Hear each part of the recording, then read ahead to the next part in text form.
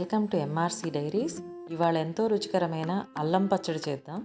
దీన్ని అన్నంలో తిన్నా కానీ టిఫిన్స్లో కానీ చాలా రుచిగా ఉంటుంది. దీనికి కావలసినవి అల్లం పావు కిలో, బెల్లం పావు కిలో, చింతపండు పావు కిలో, జీలకర్ర 4 టీ స్పూన్లు, కల్లుప్పు 1 glass, garlic 3-4, red chilli powder పావు కిలో.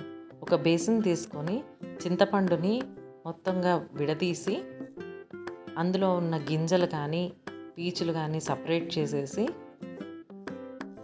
తగినన్ని నీళ్లు పోసుకొని 2-3 సార్లు శుభ్రంగా కడుక్కొని ఆ తర్వాత ఆ చింతపండు మునిగేంత వరకు మంచినీళ్ళు పోసుకొని మీడియం ఫ్లేమ్లో ఒక 5 to 10 minutes మినిమం ఉడకబెట్టాలి. అల్లం ముక్కల పెచ్చు తీసుకొని నీళ్లతో శుభ్రం చేసి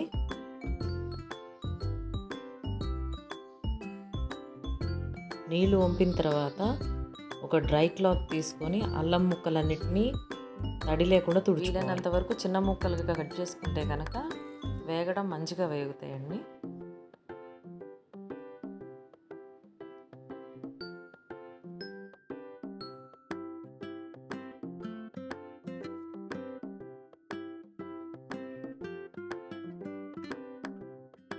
చింతపండు ఉడికించేటప్పుడు పైన ఒక నురగలాగా వస్తుంది, అది ఎప్పటికప్పుడు గరిటెతో తీస్తుండాలి. ఒక బాండీ తీసుకొని 3-4 మ్యాక్సిమం ఒక 5 టేబుల్ స్పూన్స్ ఆయిల్ వేసుకొని ఈ అల్లం ముక్కల్ని మీడియం ఫ్లేమ్లో వేయించుకోవాలి. ఇవి కొంచెం కలర్ మారేంత వరకు కూడా వేయించుకోవాలి.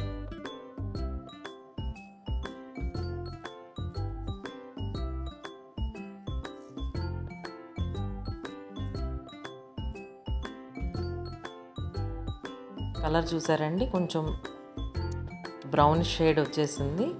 ఇవి కొంచెం చల్లార్చుకొని వీటిని ఒక మిక్సీ జార్లోకి ట్రాన్స్ఫర్ చేసుకొని పేస్ట్ లాగా చేసుకోవాలి.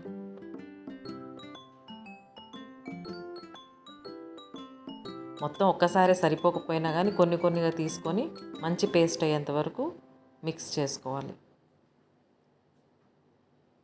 దీన్ని ఒక బేసిన్లోకి తీసుకొని మనం అంతకుముందు చింతపండుది ఏదైతే ఒక 5 to 10 minutes మనం పొయ్యి మీద పెట్టి ఉడకపెట్టాము చూసారా, దాన్ని చల్లార్చిన తర్వాత ఆ చింతపండును కూడా మనం తీసుకున్న ఆ ఉప్పు యాడ్ చేసుకుంటూ దాన్ని కూడా పేస్ట్ చేసుకోవాలి. ఆ పేస్ట్ని అల్లం పేస్ట్ తోటి కంబైన్ చేస్తూ వెళ్ళాలండి. ఈ చింతపండు ఉప్పు 2 యాడ్ చేస్తే ఆ బరకకి ఈ పేస్ట్ ఇంకాస్త మెత్తగా అవుతుంది. వెల్లుల్లిపాయ, జీలకర్ర 2 కలిపి కచ్చా పచ్చాగా, మరీ మెత్తటి పేస్ట్ అవసరం లేదండి. కారం, ఈ 3 కలిపి మళ్ళీ మిక్సీ పట్టుకోవాలి. ఈ మిక్సీ పట్టిన దాన్ని అల్లం పేస్ట్, చింతపండు పేస్ట్ వాటిలో కలిపి ఇవి బాగా మిక్స్ అయ్యేంత వరకు కలుపుకోవాలి.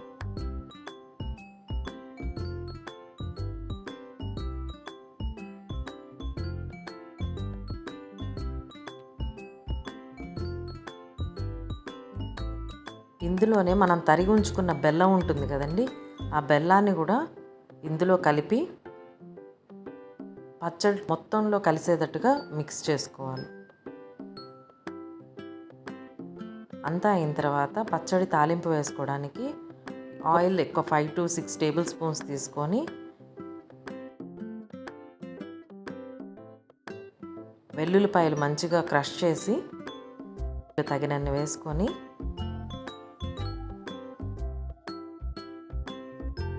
ఆవాలు, జీలకర్ర, పచ్చిశనగపప్పు, పొట్టు తీసిన మినప్పప్పు, ఎండుమిరపకాయలు,